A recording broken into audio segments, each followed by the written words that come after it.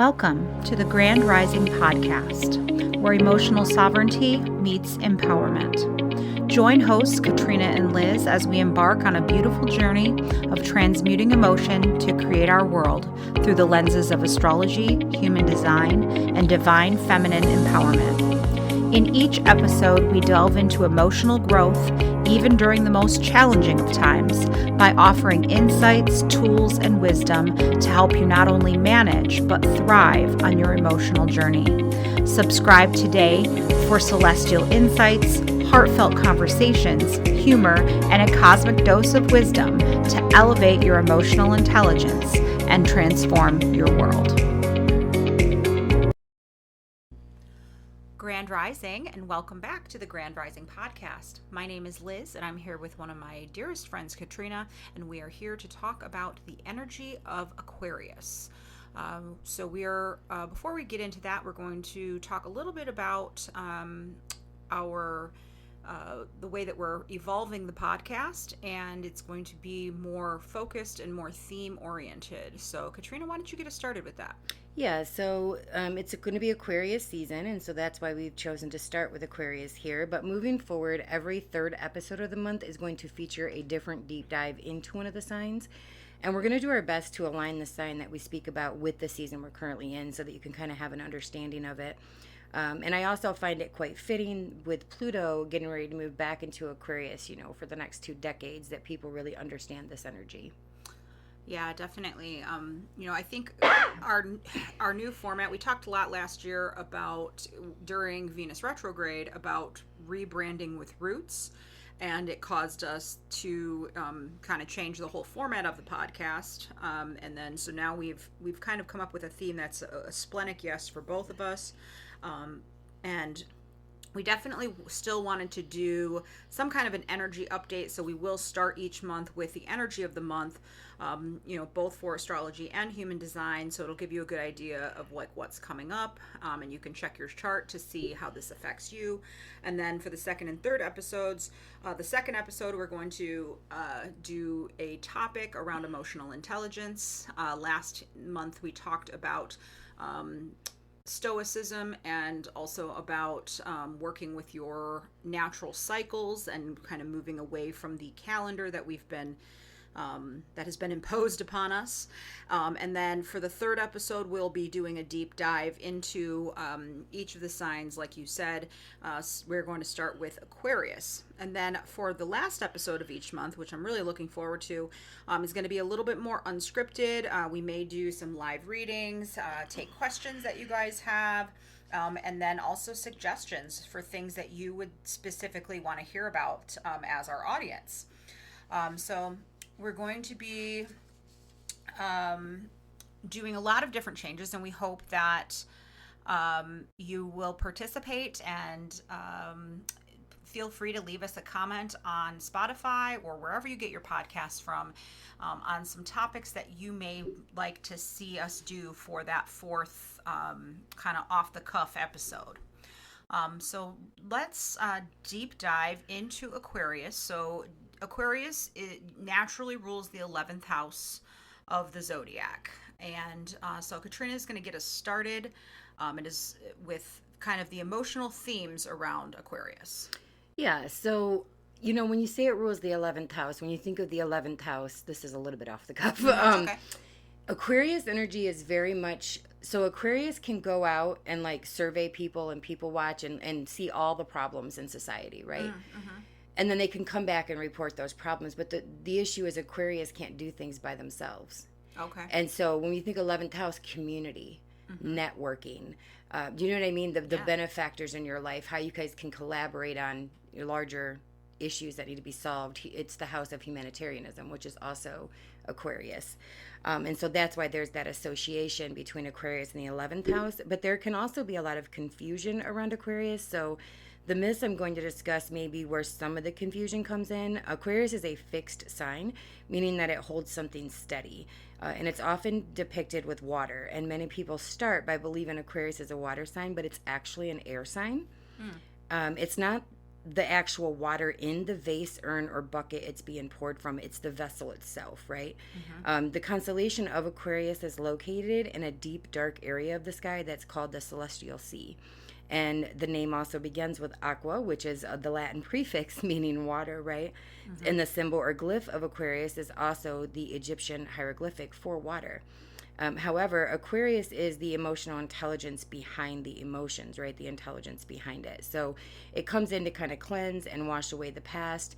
It isn't as concerned with how you feel because it understands the intellectual truth that feelings are not always correct. So it's more concerned with the intellectual and the abstract rather than how you feel about it. That makes a lot of sense. I know you're an Aquarius sun and have a lot of Aquarius placements. I have a stepdad who's Aquarius, and I could definitely see these themes, with the Aquarians that I know. When I think of Aquarius, I think of someone who loves humanity but doesn't always like the humans. It can be accurate. Yeah. It can be. It can sometimes over intellectualize things, and it can sometimes make them seem cold. It's very much the facts don't care about your feelings vibe. But in reality, Aquarius vision is just so big that it's just concerned more about saving humanity than it is about individualism and the feelings that are associated with each individual. It's the one who travels away from their village to gather the water for their community. Water could be knowledge or vision or resources. Aquarians aren't concerned about getting the credit. That's more the opposite, which is Leo. They want harmony and balance for the whole. So there's going to be a major collective theme of Aquarius for the next 20 years with Pluto entering there the week that we release this episode.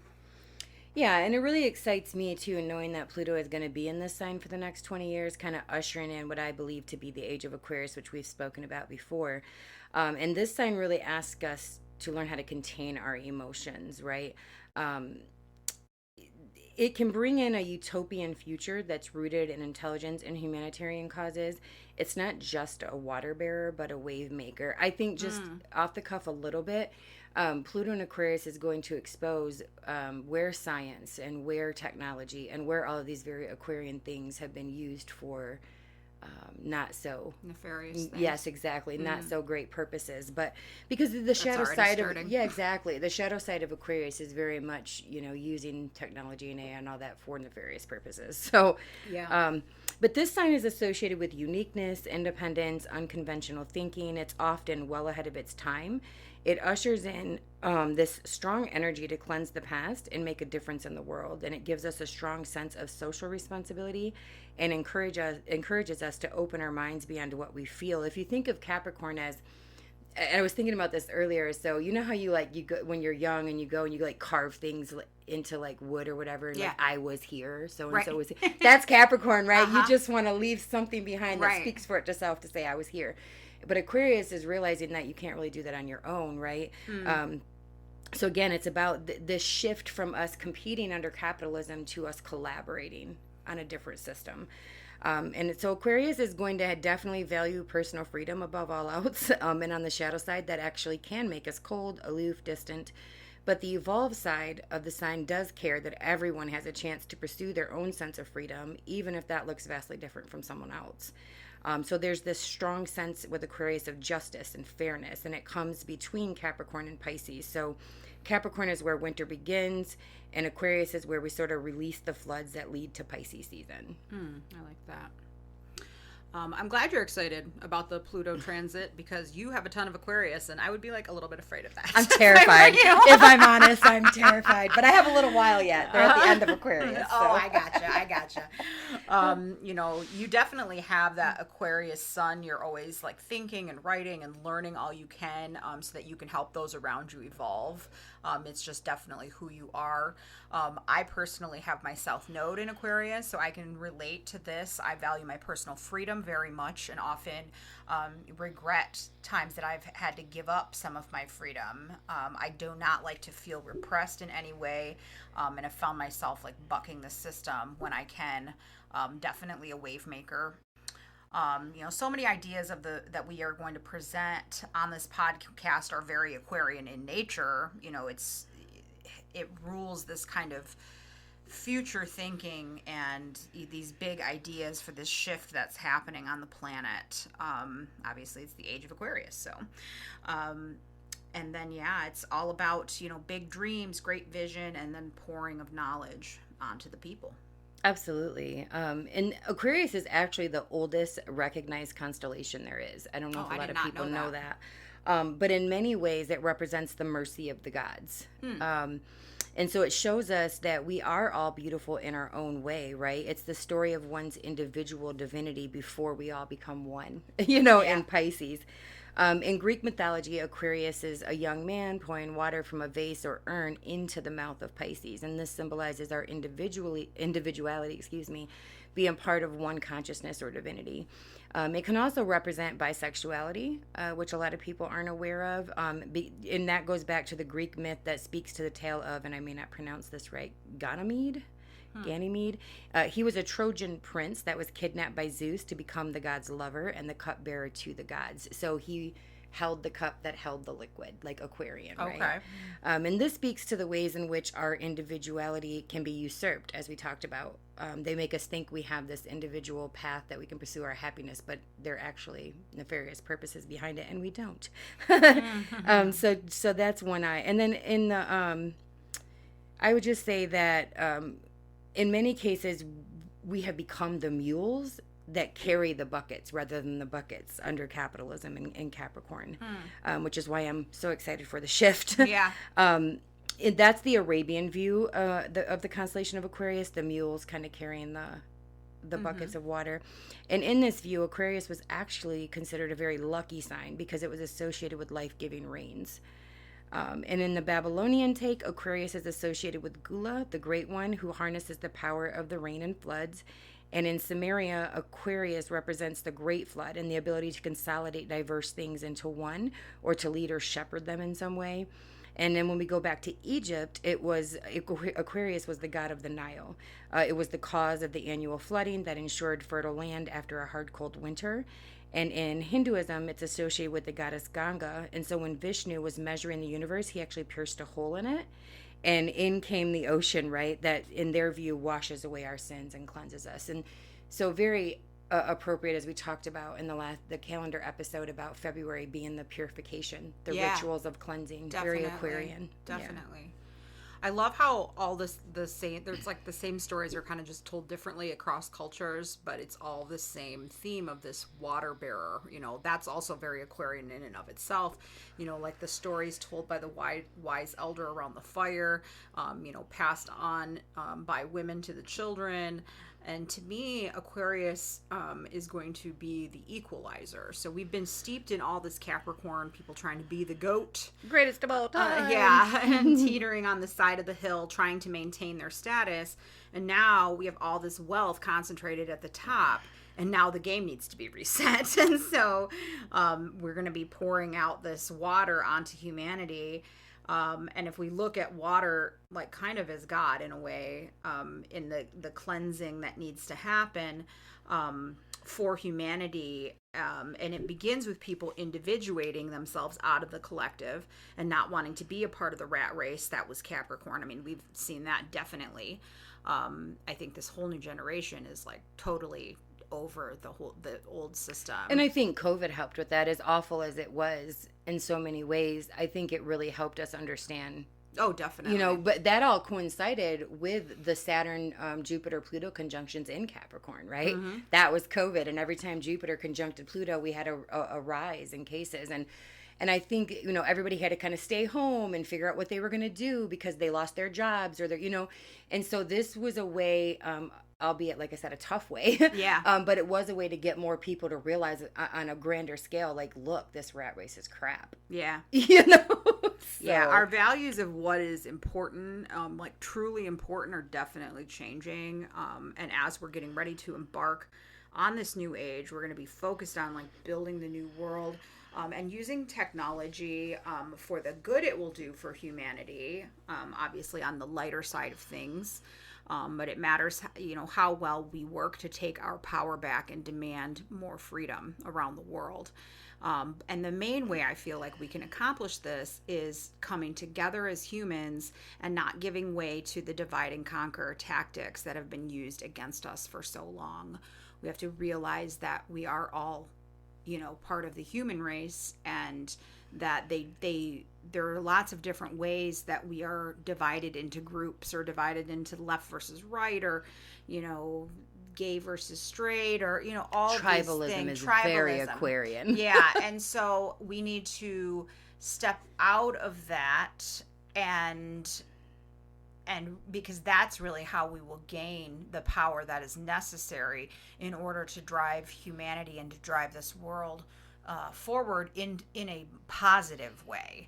Because there's obviously duality that exists in every timeline, and like you mentioned, that the shadowy side of Aquarius is kind of like, the rise of the machines, Terminator, and where, AI takeover or whatever. However, I look at a lot of the Aquarian things like different ways to heal our bodies using technology. Like there's going to be med beds and different things that are going to come about in this era that are going to really, really help heal us in a way that we've never seen before. I would agree with that. I would say Aquarius is very part of the electromagnetic field, the web that connects everybody. Yes. So I can definitely see a rise in, like you're saying, med beds, things like that, ways to heal our bodies and to heal each other. I definitely can see that. And I did mention briefly that in our second episode, we discussed the calendar and the concept of time, the changes that have been made to it over the years. Well, Aquarius begins in January and ends a month later in February. And we spoke about February being rooted in the word Februa, which is a festival of purification where they used rituals to cleanse themselves. And I think as we enter Aquarius season, it's where we're kind of holding everything steady, right? It's a fixed sign. Right. And as we end Aquarius season, we're now ready to pour out that soothing balm into the mouth of Pisces, where we're meant to discover our connection to divinity prior to planting the new seeds and pioneering something new, right, in Aries season. Aquarius has two rulers, Saturn and Uranus, and Saturn makes sense for the start of the season as we're holding things steady, right? Aquarius can be very dogmatic, protest change at first, and I think we all tend to protest necessary changes in our lives sometimes. I like how you said water is God. That's one of the ways that I got myself to drink more water, because I knew I needed to, was understanding that water literally connects me to what is divine. Absolutely. There's so much symbolism around that. Oh, too. So much. But I think, it's really teaching us about the maturity of emotions, right? As we are responsible to contain ourselves, thus the vessel holding the water or emotions. And so Uranus comes in to liberate us, to allow us to let go of all that has been weighing us down and just kind of float in the oneness of all that is. And it offers like breakthroughs where we understand that everyone has feelings and that those feelings are interconnected, because it's fine to say the facts don't care about your feelings, but people are still going to feel what they feel. They are. And so emotional intelligence tells you have to address those feelings before you can't just brush them aside and move past them. Whether you agree with them or understand them, they're there and they have to be addressed. Yep. And I know you mentioned all my Aquarius, and when we get to Aries season, we'll be talking about all your Aries. And I'd be lying if I said I'm not anxious, obviously, about Pluto forming conjunctions to my Mars, Sun, and Mercury all at the same time, because they're all conjunct in my chart. Yikes. And so I'm a little nervous. Lots of transformation there. Tons of it. But then that's what I'm choosing to believe, that it's just this expression of the stunning transformation that has already been my life, right? And speaks to more powerful transformation to come, especially in my collaborations and partnerships, since it's my 7th house. Oh, okay. Now, my Aquarius is the house of other people. So a lot of this transformation for me could be me helping other people transform. It could be other people in my life going through things and transforming. Because it's the 7th house, it's not necessarily about me, which gives me a little relief. Yeah. But my sun being there obviously means it's in detriment as my chart ruler. So immediately we can see that I'm meant to evolve into someone authentic and courageous as a Leo rising, but I tend to care very much about other people. And for a long time, I let them walk all over me, which, the sun in detriment, your core vitality, especially in the 7th house, in the sign of Aquarius, of other people, it's just all wrapped up in what other people think and say and do about or to you. And so that's something to consider. Leos are always said to want all the attention. I just don't. I never have. I'm much more of an introvert, wallflower, girl sitting in the back. But I'm not meant to be, as a Leo rising, I'm not meant to be with my back to the wall, know. So these are great things to know about yourself. And for me, it's helped. I highly encourage people to get as many readings as they can to learn about their charts and to learn about themselves. Because while leadership and stepping up doesn't feel immediately right to me, it is when I sit with it. I know that that's actually what I meant to do. But because my son's an Aquarius, I meant to do that in a way that brings people together. I could see, I definitely see that that's a strength of yours, as far as bringing people together. I guess it's our rising sign. I always think of what we're rising to be, involve into. So you still got some time, I think. Aquarius is in my 11th house because I have a natural chart, and so this is going to be all about my transforming my personal networks, my big dreams, which that's already started transformation for me, and just all things Aquarian related. It's going to be kind of a double dose for me because that's where it falls in my chart is in its natural place. So we thought we'd go through each planet and see, so you can look at your own chart and see where Aquarius falls for you. And then you want to also kind of look at where the rulers of Aquarius are falling. So it's kind of like if Aquarius, is, say, in your natural 11th house, well, where is Saturn and where is Uranus for you? Because that's where they're ruling Aquarius. And so for me, those are both in my, Saturn is in my 7th house and Uranus is in my 8th house. So that's what's ruling my Aquarius. And so, individuals with the sun, if you have the sun in Aquarius, so you're like born, sometime mid-January to mid-February, they're often seen as forward-thinking, open-minded, and humanitarian. They have a strong desire to contribute to the greater good and are driven by ideals and social causes. Their self-expression tends to be unconventional, and they definitely value personal freedom. I know you have a comment. I want to touch just on what you said about your 11th house. Because your 11th house is Aquarius, you're going to see your bigger dreams manifest when you collaborate, right, with others and have like a group or a tribe helping you. And your south node is there, and it falls in my 7th house, which is Aquarius, right? Mm-hmm. Which means that's probably what we're meant to do. It also, my chart is set up the same way. So it's just really interesting that you can see like even the things that you and I are planning together in both of our charts, even without the transits, right. So knowing your chart is it's so just helpful in the whole journey and process. But as someone with my son there, I can confirm everything you said. In fact, for several years, I was engrossed in politics and big ideas, very Aquarian. I joined campaigns, I canvassed homes, I signed people up to vote during parades, I made phone calls for politicians. I was entrenched in this because I wanted to create a more humanitarian and just world, free healthcare, a living wage, UBI, all of that. But with Aquarius, you have to be careful because we can get lost in the utopian idea, but never find the courage to lead it. Right? Because you don't want to step out. Yeah. So that makes sense. So a lot of times, it's an air sign too. So you get caught up in the intellectual ideas of everything instead of actually implementing them. And the sun is in detriment here because Aquarius doesn't care to shine, right? And the sun shines. Right. And so if you have any Aquarius placements, but especially if you have multiple, it's really important to learn to let yourself shine. It doesn't come natural. I'm sure. So that makes a lot of sense.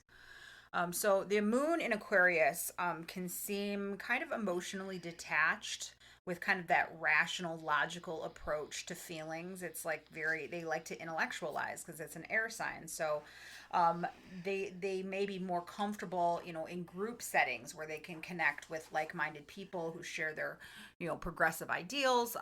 They value their independence in emotional matters and may be seen as somewhat, unconventional or eccentric in their emotional expression. So what do you think about that? Well, to be fair, my only personal example I have of an Aquarius moon is my ex-husband. And his moon... his moon was conjunct my Mars. Oh boy. And his Saturn sat right on my ascendant. And so it was an abusive and it was very heavy. And to those who understand what those conjunctions mean, you'll understand it. But he was very emotionally detached, I would say. There were moments where he would, express his emotions. But overall, he was very detached. I wouldn't say he had a rational approach to anything, honestly, but that could be likely to do with his other placements and aspects, obviously, where his rulers are and all that. Like you said, that's important. But he was very indifferent. He was very cold. But this drove me to learn how to keep myself warm. As a Leo rising, that's what I was meant to learn, right? So his Saturn sat right on my Leo ascendant. Wow. Right. So they can have such a craving for emotional independence because the moon does represent the emotions more so than any other sign, right? That they refuse to acknowledge their feelings even exist. Very avoidant attachment. But on the more evolved side, of course, what's great about an Aquarius moon is they have an amazing ability to detach in healthy ways. They're able to detach from how they feel in order to discover facts, which can lead to, less emotionally intense conversations and actually solving issues and crises that come up. That makes a lot of sense. I could see that being a good thing too, where they're not like, a Cancer moon where it's right. Like everything is emotions and my emotions are tied into everything. I do. So, it is important, and part of what we talk about in Stoicism is about kind of learning how to put your feelings about certain things aside and not involve, not centering everything around yourself. So Mercury in Aquarius. So Mercury and Aquarius, are definitely innovative thinkers. I could imagine does Mercury like love being in Aquarius? Yeah, some people say it's exalted there. Okay. Not always. Exaltation isn't always a good thing, but I'll let you finish first. Yeah. So they love exploring new ideas, concepts, and technology. I would imagine they're very highly technical, technology oriented. Their communication style is often logical and objective. Again, they excel in groups where they can share their ideas. They may be drawn to science, technology, or any field that, involves like cutting edge ideas. So I can see a lot of like Aquarius Mercury's, really being shining during this Pluto transit and maybe being the ones that are, creating some of these inventions that we need. To move forward. Yeah, so this is me too. I have Mercury in Aquarius, and like I said, it's said that having it in Aquarius can be considered exalted, but I don't feel like that's always a good thing. So there's been many times in my life where I've been very dogmatic or played devil's advocate just because I could, right? Mm-hmm. I became this like intellectual bully. So that would be what I would call the shadow side of the Aquarius Mercury. But that isn't how I wanted to be known. I didn't want to be known as this intellectual bully, right? So I had to change that. Yeah. And intelligence on its own is important. So I don't ever want to, it's very important to me anyway, intelligence itself. But emotional intelligence, right, is what so many people are missing. And that's what hindered me for so long. And it's not even that with an Aquarius Mercury, you're just cocky and sure of yourself, right? You just get very emotionally attached to your ideas and to your ideals, and at least in my perception, because I don't care about credit or being right. Mm-hmm. I just don't. But that said, it's about us having to learn how to detach how we feel from our ideas and concepts, right? And to be honest about where there may be flaws or mishaps in our ideas. But yeah, Mercury and Aquarius, like you said, very, I would say, science-minded. I have the stellium in Aquarius. I tend to very much care about science and technology and all of that. But there's also the shadow side of that, like I said, where you have to be a little leery. Yeah. So it's a dual for me. Like if I need to, I go to the doctor and I get on a medication, but I prefer not to, right? So it's just for me, it's about it's just hard under capitalism because the science has been corrupted, everything's been corrupted. And I think that's what Pluto in Aquarius is coming in to expose. Yeah. I definitely think science definitely has its place. I always think of science as a way to understand God in a way, like, or the universe, it's we're using it to understand things that are not understandable, if that makes sense. And I think that science even is still based, it requires belief or faith in it. I mean, because there's still things that are disproven that have, we looked at as facts that are For now years. Yeah. like not no longer, and so as we evolve and we get more, methods of discovery and increasing in technology, and we learn more about our world, I think we'll see that more and more. And I think, especially during this Pluto and Aquarius, it's going to kind of flip on its end, maybe how we viewed our world in a lot of ways. I think so, because science can be very dystopian. Yeah. That's very Aquarius, shadow Aquarius. You've got dystopia on the shadow side and utopia, right, on the light side. And so how do you balance the two? And so every individual is going to figure that out for themselves, right? Mm-hmm. But I've definitely been awokened, because for many years I was into politics and I just trusted science, and I was very much about, this is the facts, I don't care about your feeling, right. You know what I mean? Right. I was very Aquarian. Uh-huh. And so, yeah, so everybody comes to that, I think, realization in their own time. Makes sense. So if you have Venus in Aquarius, Venus in Aquarius individuals, they want intellectual connection and personal freedom. So like in relationships, they're very heady. They want somebody that they can connect to, that shares their progressive views and also appreciates kind of unconventional expressions of love. Now, I know you don't have Venus in Aquarius, but I don't know if you know somebody that does. I feel like I don't see this placement as much. But they may be, open to exploring different types of relationship structures, like, polyamory, or like may shy away from traditional, norms as far as relationships go. And I would say, especially depending on where their Saturn is. Oh, okay. But yeah, for sure. I do not have this placement. Mine is in the very traditional Capricorn. However, I can see how having this would be all of the things you mentioned, right? These are people who like to befriend and connect with others who like intellectual debates and, things like that as well. And I could even see, because Venus also represents wealth and money, I could see somebody with Venus and Aquarius, depending on the aspects and where everything is, making money doing something related to humanitarian efforts, or in some type of unique way, like even writing sci-fi novels, or do you know what I mean? Yeah. So hosting alien conventions. Right, exactly. So I don't personally know that I can think of off the top of my head anyone with Venus and Aquarius. It seems to be a less popular placement. Get through.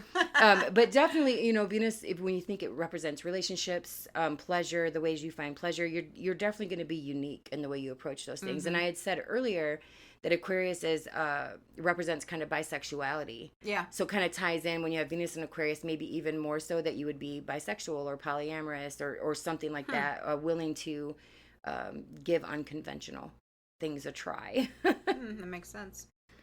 Moving on to Mars in Aquarius. So Mars in Aquarius, I feel like are driven by the desire for change and progress. They are energized by social causes and may, participate in movements that promote equality and justice. This is my husband, has an Aquarius Mars. Their approach to asserting themselves can be unconventional as well. They definitely are rebel against authority in pursuit of their own ideals. Well, myself, John, and Isaac actually all share this placement. Oh, wow. We all have Mars and Aquarius.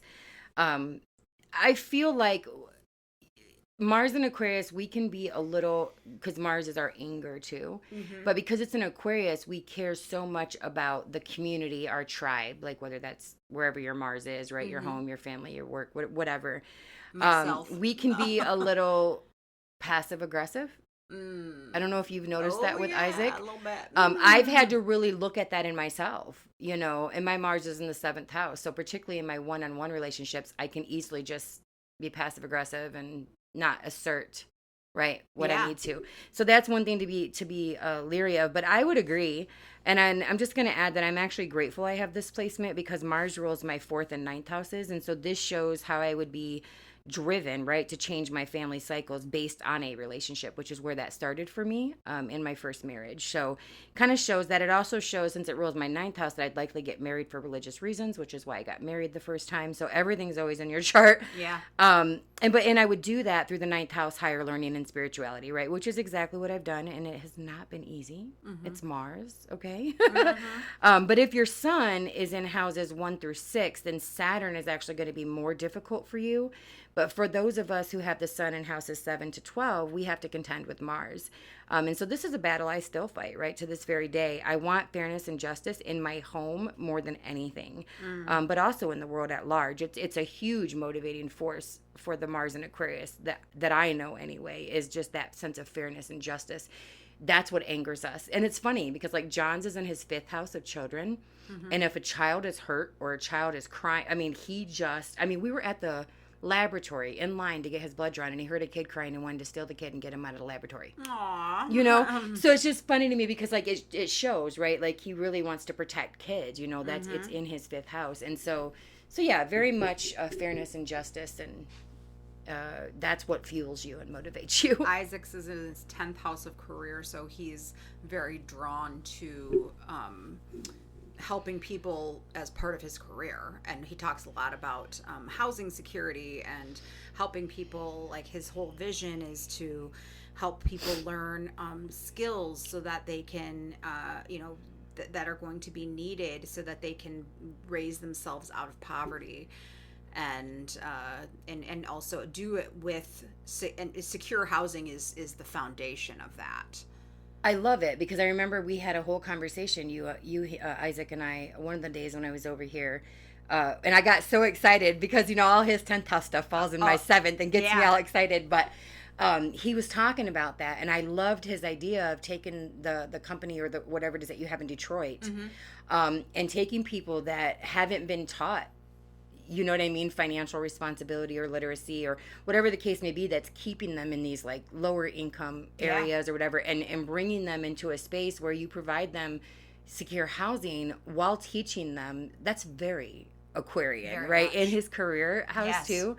So I remember getting so excited about that conversation because I could see it in his chart as he was saying it, you know. Oh, he loves that stuff. He's very, very into it, and I love him for that.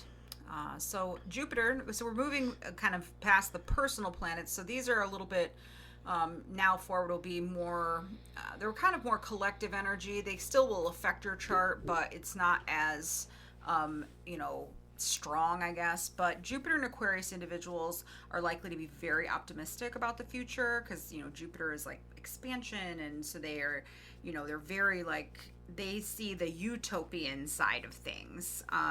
They're very broad-minded, inclusive. They value diversity and equality. They can be very generous, especially when it comes to supporting like innovative projects or contributing to social advancements. Yeah, and I would say the gift of Jupiter and Aquarius is this ability to, more so than maybe other Aquarian placements, to detach as you learn higher, more philosophical things, Jupiter related. So you aren't as likely to hinge onto one thing and allow it to trap you there and be as dogmatic as some other Aquarius placements. Your mind is more expansive. And of course, depending on the houses Jupiter rules, which is Pisces and Sagittarius, and what you have going on there, you can learn even more, right, about what the gifts Jupiter is here to give you in this incarnation are. And now we move on to my least favorite, because I have a first house sun, so Saturn is my malefic planet, but Saturn in Aquarius, and we just actually experienced this transit as a collective. Saturn just moved into Pisces from Aquarius, so we got a feel for Saturn in Aquarius over the last several years. And so Saturn Aquarius, suggests a very disciplined and structured approach to progressiveness. So individuals may work diligently towards social improvements. They're often in roles that require organization and responsibility.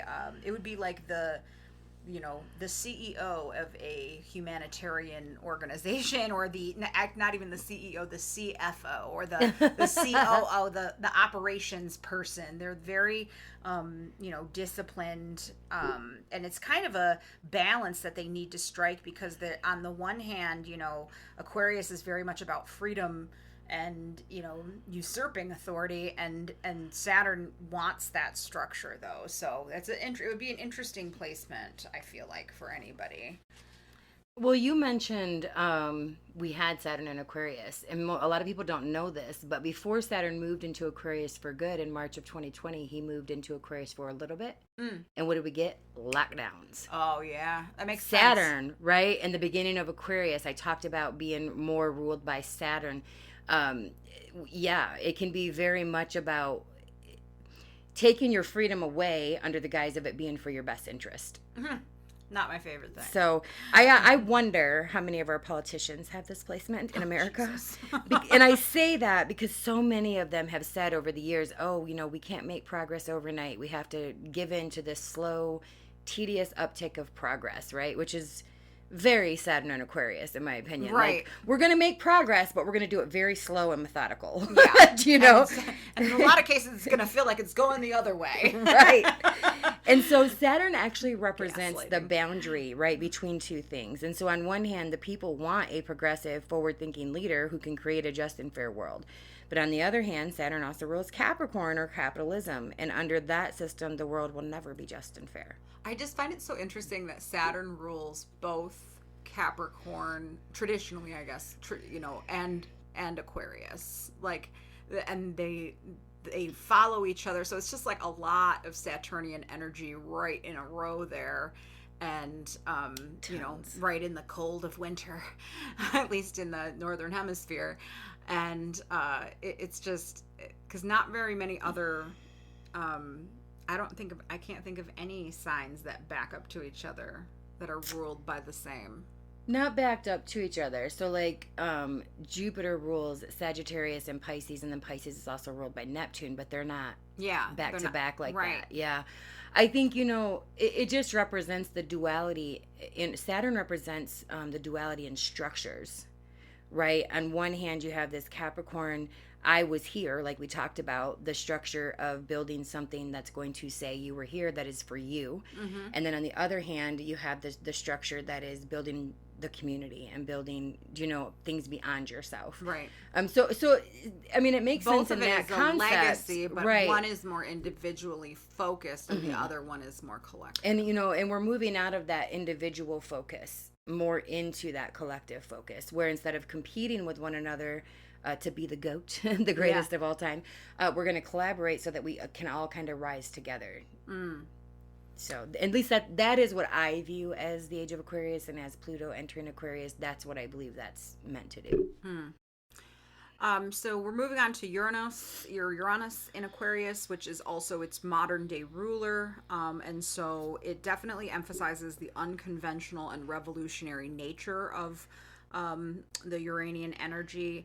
Uranus is all about like shocking events and, overnight changes, kind of, rather than the slow and steady change that we were talking about.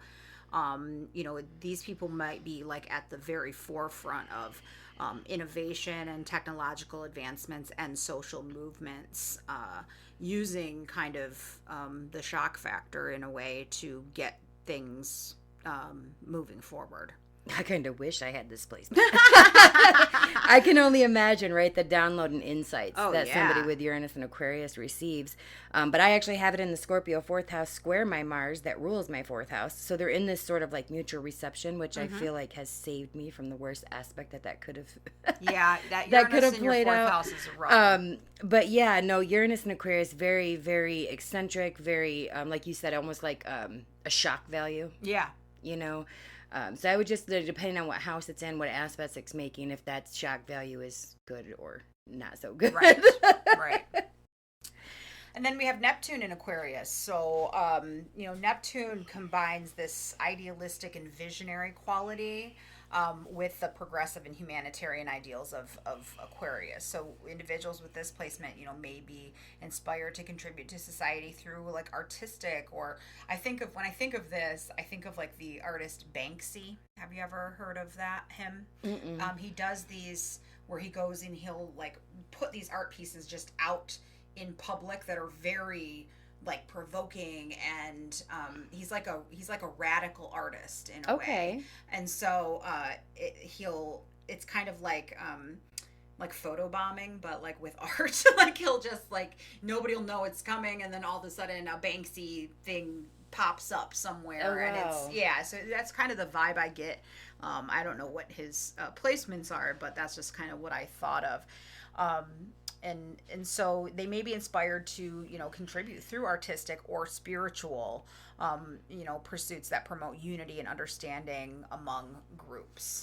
I wonder when the last time Neptune was in Aquarius, because I feel like, because Neptune also represents like movies and like glamour and Hollywood. And so it would be interesting to see what kind of movies were released under the Neptune and Aquarius, right? Like dystopian, utopian movies, or well, it couldn't have been that long ago, right? Because Neptune's just in Pisces. I believe Neptune was in, he's about, I think it's 12 years that Neptune takes to transit. So right before this one, so it couldn't have been that long ago, but that would be super interesting. But I feel like if you have Neptune and Aquarius, and you know that Neptune represents spirituality and ideals, I like your spin of you trying to, your ideal being to change the world through art. Mm-hmm. That's very Neptune and Aquarius. But I would just make sure that you do your best to root everything you do in a higher purpose that will benefit humanity and themselves, even if, or in yourself, even if that is through art, writing, whatever the case may be. But yeah. That's awesome. And then finally, the big boy, the grand finale we've all been talking about. Everybody's been talking about it, which is Pluto in Aquarius. So nobody has Pluto in Aquarius. Not yet. Well, if you were born during the very short stint that true. he if you made were born there. between like March and May of last year, odds are you're not listening to the podcast. Right. You're only not even 1 year old yet. Correct. But we talked a lot actually on, I think it was the episode before it was our first one in January. Okay. Our overview. Yeah, we talked about in our January overview episode. So if you haven't caught that one, go back and listen to it. But we go deep into Pluto and Aquarius. We go through all of the history of Pluto and Aquarius and how it was such a transformative and regenerative time, in terms of societal structures, collective consciousness. But like I said, nobody that we know now has Pluto in Aquarius, except for if you're just like a little baby born last year.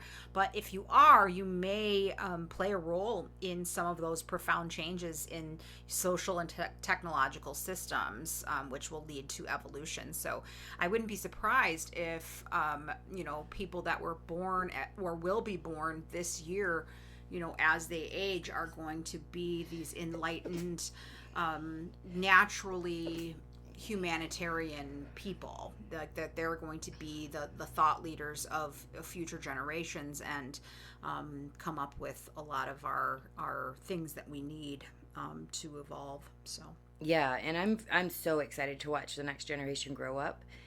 Excuse me, I thought I was gonna have to sneeze. Pluto in Aquarius is going to expose the individual rot within the collective even more so than we've seen lately, right? So one rotten apple rots the whole damn bunch, right? And these rotten apples are going to be shown for what they are and have always been. It's already starting. Oh, I was going to say, I think, Epstein's list was just released. Like, you're going to see individual names on there. Some of them won't surprise you. Some of them may. Yeah. I haven't gone and looked at it yet. Yeah. It's out there if you want to. Yeah. But yeah, definitely Pluto exposes what is rotten wherever it's at. And in Aquarius, we're talking about the collective, the society. Mm-hmm.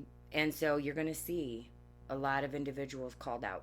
So whereas in Capricorn, it was more exposing the structures and the systems, the institutions, now it's going to be pinpointing. And it's already started. I mean, we've seen, it's like the beginning of January when we're recording this.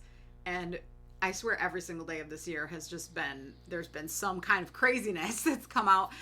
We just had the Cat Williams interview with, and we, Pluto hasn't even ingressed yet, calling out all of these Hollywood people for all of their he was talking bad about deeds. Weinstein or Harvey, what's his name? Weinstein, yeah.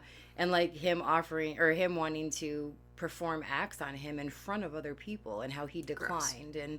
And how the only way you can get anywhere in Hollywood is if you don't decline that stuff. Yeah. If you guys haven't watched that interview, Yeah, go I didn't watch even it. know you had watched it. Yeah, That was a good interview. It's well, I didn't watch the entire thing, but I've seen enough like parts of it through TikTok and various things that nothing in it surprised me. No, but it was very enlightening. Even though it doesn't surprise you, it's kind of enlightening to see somebody that's been in that world talk about it and expose it like he does. Yeah, it was very interesting.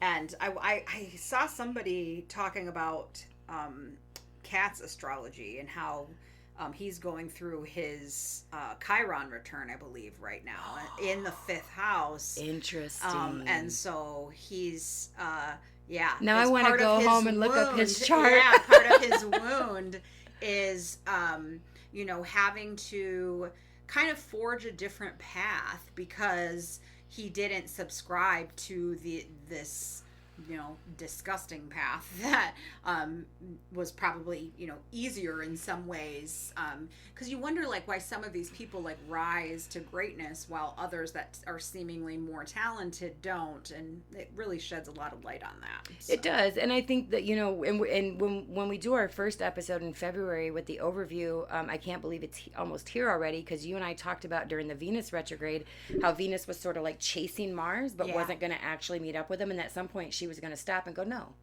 I'm not chasing you anymore. And she was moving backwards. Well, they're going to meet up in February in Aquarius. So it'll be interesting to see what that brings. But everything that's going on right now, it's really just exposing, like Liz said, the Capricorn exposing was about the structures themselves.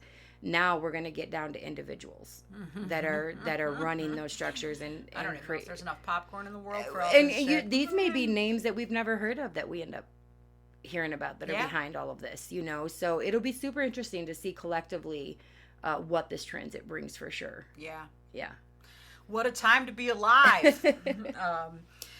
So let's dive into the human design for Aquarius. So what I did was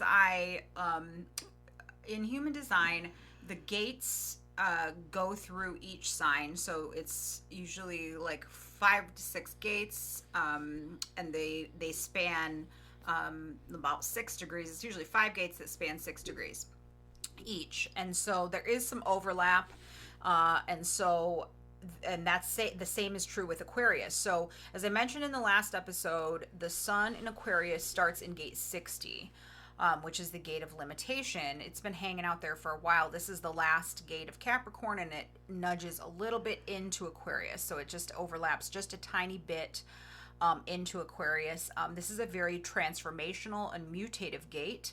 It is root energy, so it's like this pressure to evolve and change. It shoots up toward the sacral, where we would gain the sustained energy to make the change last. So this energy is what like gets you off the couch to start your healthy living journey, but it also is knowing that you're limited at first. Like, I'm not gonna just get up and go and run 10 miles. I need to start slow, so I need to understand my limitations. It can be kind of a restless energy, which I think we have all been feeling.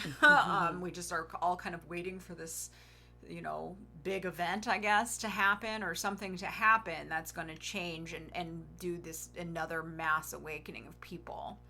And I think too, when you talk about limitations, and knowing our limitations, that's very important, because a lot of our limitations are self-imposed. Oh yeah. I love that this starts with the numerology 6, right? 60 breaks down to 6. Yep. And this is the number of reciprocation and harmony, right? And that's all we all ultimately want, even as they give us, pink Stanley Cups to compete over by standing in line for hours, right? Buying a Stanley Cup And I think Pluto at this anaretic degree of Capricorn, right, is adding to this restlessness that you're talking about. These people felt restless and pressured to go buy this like pink cup capitalism. It's like its last. Well, it's not its last gasp. Because we're gonna do a grand finale, right? A season finale at the end of this year. But yeah, that's what it feels like. We're all so tired of these top-down structures of war, of disease, of famine, of preventable evil that happens, to us and all over the world. Mm-hmm. So I think it's important to understand that we are all limited in the scope of change and waves we can make. So your time is much better spent, for instance, evolving yourself into your purpose than it will ever be begging others to live in theirs. Oh my goodness, yes. We don't change the world by going out and changing other people's hearts and minds. We change our world by evolving our hearts and minds and, influencing the people around us. I love that because it's so true, and it's so easy, I think, as you're awakening, and this is something that not a lot of people talk about, is it can be very anxiety producing. And, as you're learning all of these things about the world, and when you want to like go down all these rabbit holes and it can be very scary and unsettling. And I think there's a lot of spiritual creators out there that are just like, oh, you just need to meditate more, but they don't really talk about that they too definitely go through these kind of dark nights of the soul where they're, feeling like, what's the point of all of this, and why, very existential kind of thinking. And so it's important that and I think the theme for 2024 and kind of what we started talking about with Stoicism is really minding your own business and being kind of focused on yourself, your own healing, because you are creating your reality. And so when we're looking all over the place and going down rabbit holes and trying to discover all these nefarious acts that everybody else is doing, we're giving it power. We're giving it energy. Absolutely. Yeah. Where your attention goes is where your energy flows. Yeah. So don't go down the rabbit holes. Right. Like you and I have done it. We've gone down the rabbit holes. Everybody that's awakened but has. I think for me, you're absolutely correct. There's so much anxiety, so much fear that can come with all of that. And I think for me, it goes back to what I said. The only scope I have to create change and make waves is in myself. Yes. Is in the reality I create for myself. And as I do that, and that's very Aquarian in nature, right? As we individually evolve, we automatically evolve collectively. And I also have to wonder if like some of the information that's put out, isn't just to distract us from our own healing and our own journey, and to make us splay our energy out in all of these different directions and think, oh, this is terrible and this is terrible and this is terrible. It's easy to do because it's everywhere. I mean, especially with social media and the internet, I mean, you can find anything to fit your own narrative out there. And they want us vibrating lower. Oh, yeah. And so if we're in anxiety, the highest, and I think I talk about this at some point, so I may get brought up again, so forgive me, but the highest vibration that you can emit as a human being is authenticity. Science has linked authenticity to the gray matter of the brain. Do you know who has more gray matter in their brains? Women. Yeah. Authenticity comes from intuition and following your purpose and what you feel convicted by. It's not your job to go out and convict the village. It's not your job to try to awaken the village either. No, just to keep waking yourself up in healthy ways right. That are not producing anxiety and fear. Because the truth is, we all know there's nefarious stuff going on. You could fall down 50 million rabbit holes and still not understand it. No. So just going down those rabbit holes is fruitless. It is. And it just stresses you out. It just stresses you out. Yeah, I agree with that. So once we move from gate 60, we're going to enter gate 41. And so this is the gate that represents the human design new year. And so when the sun moves into this gate, it is considered the new year in human design. Gate 41 is known as the gate of decrease. Again, it is root energy, a lot of root energy in Aquarius and Capricorn. Big shocker, Saturn. Flowing up to this time the emotional center. So it shows us that in order to affect change long term, we have to have our emotional center in check. While the last gate was realizing our limitation, gate 41 is like moving past the limitation and really initiating and building our dream. With the emotional center also being a motor, it gives us that same drive and energy to create and get past the dreaming phase into the doing phase. Which I told you can be hard for Aquarius. Yeah. I love that this is the 5 numerology, right? 4 + 1 is 5. Yep. Change and liberation becomes a bit more fun. We find pleasure in it rather than being so afraid of it. We are starting to understand our limitations, as you said, and we've decided now to put our energy to where it is better used, which is in building our own purpose and dreams. This almost feels to me like the start of the cleansing phase of Aquarius in yeah. a way. And I like that it lines up with the Human Design New Year, because that's what it feels like. Yeah. The very much, we're ready to, like you said, get past the dreaming phase and start doing. Yes, definitely. So next, we move on to gate 19, which is also known as the gate of wanting. This is another root center gate. So like I said, for the first half of Aquarius, we're like heavy in the root energy, which is like associated with the root chakra, the color red. It's also associated with like adrenaline and stress, but it works like an on and off switch. So it's like fight or flight, or like springing into action. It doesn't give us like necessarily sustained energy, but depending on where it's headed, like with gate 19, it's coming toward, the emotional center. So gate 19 is all about ensuring that the basic needs of our community are met. So this is like pressure to get along and deploy strengths to ensure that your people are cared for in terms of resources, food, shelter, etc. It's part of the tribal circuit and is a very special gate. My husband has this gate. I think I can see that in him. I didn't know he had that gate, I but think that is where his Mars is. Totally actually. makes sense. Yep. Yeah. So those with this placement are often the ones making sure everyone has enough food.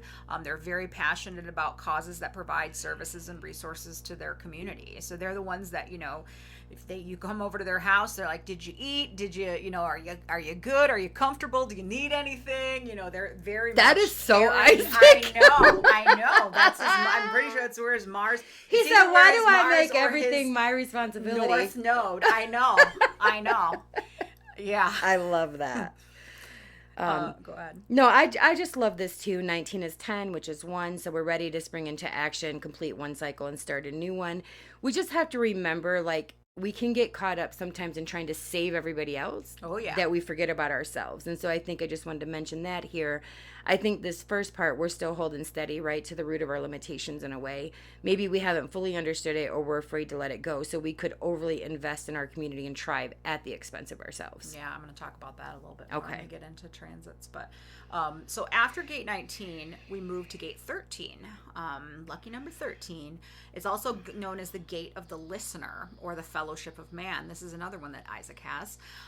It is a very special gate as well. It's coming up from the G, or the identity center, moving toward the throat. So it's about universal ideas and values that inspire humanistic cooperation. So people with this gate active in their design are often perceived as like confidants and keepers of secrets. They have a gift for hearing, seeing, and storing secrets, and providing continuity between the past and the future. This gate gives you an incredible ability to listen to others and hold their stories. It's also one where no matter what, everywhere we go, people will straight up tell Isaac their life story. They're like, I don't know why I'm telling you all of this. Like, I don't know why I'm telling you about all my childhood trauma the first time we meet. My dad probably has this gate. Well, yeah, it could be. They genuinely enjoy hearing about other people's experiences, adventures, victories, and challenges. But you don't feel the pressure to speak because it doesn't reach the throat. But it's really kind of a holding energy. So it's like holding inside of you what has been shared for your own learning and development. And it allows, being that it's in Aquarius, it allows you to, get to know humanity and to understand that we all have different experiences and we all have different places that we come from. And so many of us, I think, don't necessarily care as much to know, or we center things around our own experience so much that it doesn't allow us to open our eyes to what other people are going through, which I think hinders empathy in a way. So this is a very empathetic gate, and one that is just like I said, people just will come up and tell you their whole life story like the first time they meet you. Yeah, I feel like, my dad is very good at, and I don't know his birth time, so it's really hard to get an accurate chart in any system for him, but he very much can hold secrets, like enjoys hearing you talk, won't tell a soul what you said. You know what I mean? That's totally my dad. I remember, growing up, he's a Pisces sun. I do know that. and he definitely fell into addiction. And growing up, I remember one of my mom's therapists saying that my dad didn't have a conscience. That's just not true.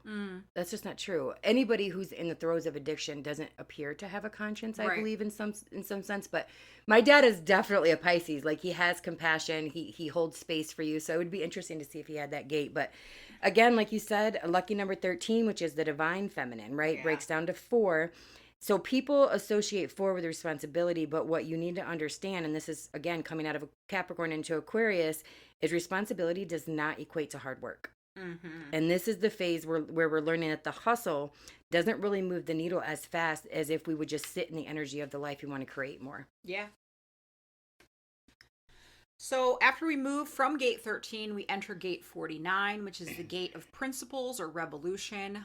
The energy of gate 49 is deeply tied to principles and standards. It's about like maintaining or changing rules based on a set of deeply held beliefs. Individuals with this gate often have strong feelings about what's right and wrong. Like you said, kind of dogmatic. That's that dogmatic. That's probably where you have a lot of your probably, Aquarius. Girl, I can still be that way, but at least now I have self-awareness. Yeah. They have, very strong feelings, like I said, about what's right and wrong, and are willing to instigate changes when necessary. They're also revolutionaries who will not hesitate to overturn the status quo if it doesn't align with their principles. However, it is crucial, for people with gate 49 to remember that not everyone may share their views. They might need to find balance between, standing up for their beliefs and respecting other people's perspectives. Is that where all my Aquarius falls? I think it might be. I'd have to look at your chart.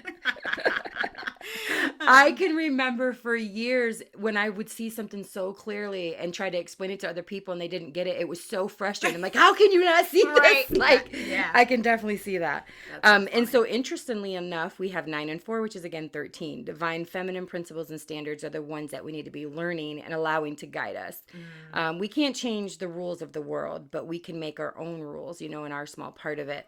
And I think the most powerful, and I said this before, frequency that we emit is authenticity, which is correlated scientifically to the gray matter of the brain, which divine feminine women have more of. So there's a lot of untapped creative potential that lives in there. And this is very Aquarian, but you hear about the grays, the aliens all the time, and how they're trying to harvest our souls. But I wonder if what they're really trying to do is get us to harvest our own gray matter and creative potential. Interesting. I'm just saying, I know that's very Aquarian, so I had to throw it out there. So the final gate in Aquarius is gate 30. This is also known as the gate of desire or the clinging fire. It is a highly emotional and passionate gate. It's coming out of the emotional solar plexus, back toward the root. It actually completes the channel of the initiating energy of gate 41. So it's kind of like has gone in a full circle. This energy can be incredibly intense. It's about holding on to an idea or desire and letting it simmer until the timing is right to act on it. One of the key aspects of gate 30 is understanding that it is at its intensity can sometimes overwhelm others who do not share the same level of passion or tenacity. You might have this. I was going to say, I think I have this one too, Liz. It's just resonating. Therefore, mindfulness and expression is crucial. It holds a burning desire for new experiences. I'm sure you have this gate. Yeah. The challenge lies in waiting for the correct timing to act on these desires. Remember that rushing might lead to chaotic or draining situations. This is all very Aquarian. It's also very, because I'm a projector and I have to wait for the invitation. And that can be so frustrating for me. I swear I probably have this gate. Yeah, I'm pretty sure you probably do. When we're talking about the number 3, we're talking about communication. So I agree that we have to be careful, and I've learned this the hard way, guys. What we communicate and who we communicate with. And I believe it goes back to the previous gates, right? Your limitation, you will not ever convince everyone of your idea. Right. If that's much as you want, if that's your goal, forget about it. No kidding. That's your limitation. Okay. Right. In this gate. So there will always be someone who sees things differently than you. And that is not a limitation that you can control. So I wouldn't impose it on yourself by caring if they share your ideas or path. Right. It's far more Aquarian to let them walk their own and to not take their dissent personally and allow it to suffocate out any communication that could allow you to learn from someone else's perspective, because you're not always right, Aquarius, believe it or not. And I am speaking to myself. And even when you are, why are you seeking bragging rights and confirmation? Are you not so sure of yourself? That's so true. We talk about that a lot, about how if you're trying so hard to get to convince people to see things your way, how sure are you in your own beliefs, because it's like you're doing that convincing as a way of almost trying to convince yourself. Oh, it's absolutely that. I mean, just as somebody who's done it, that's absolutely what it is. And so it's like the more you think you talk about it, the more you're really just trying to convince yourself of what you believe, because people who are strong in their beliefs, they don't really give a shit what other people think or even feel a need to try to convert them to their way of thinking. They're just like, you do you, boo, I'll do me. Yeah. Yeah, for sure. So definitely very Aquarian to want to pressure those around you in your tribe to believe what you believe, but it also, on the higher perspective, letting them walk their own path, like you said, and just believing what you believe. I think it's hard because the opposite of Aquarius is Leo. Mm-hmm. And so we can be very passionate, right, about what we believe and feel very strongly about it in Leo and want some sort of recognition for that. But in Aquarius, it is just not about the recognition. So what are you doing? You don't need to. You just need to recognize yourself. You and I talk about emotional intelligence, which is literally just the recognition of your own emotions, how you feel, containing that, not, spilling it all out into the world to everybody. So. Right. Well, this was our episode on Aquarius, and we hope that it brought you some light into your own chart and your own Aquarius placements and help you understand yourself a little bit better. And, as we move into this huge transit of Pluto being in Aquarius, we will be talking about these topics again and kind of what we're seeing in terms of, what's going on in the world and how that's, reflective of this major Pluto and Aquarius transit. So thank you so much for joining us today on the Grand Rising podcast, and we will see you next week. Thank you for joining us today on this episode of the Grand Rising podcast. If you enjoyed this episode, it would mean a lot to us if you would please take a moment to like, subscribe, and share. This helps us and ensures you stay up to date on the latest conversations. We say Grand Rising because the time has come for us all to stop mourning and start rising.